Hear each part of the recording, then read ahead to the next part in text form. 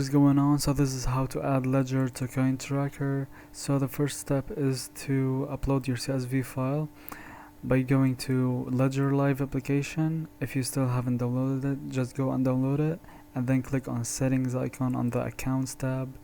Click on save on operation history and then select the accounts you want to include. Click on save again and export your CSV file.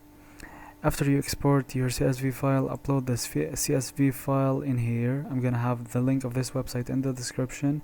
You're gonna go to add import, and after that you're gonna do custom import, and then you're gonna do CSV right there, and after that you're gonna go to the enter coins page by clicking this link.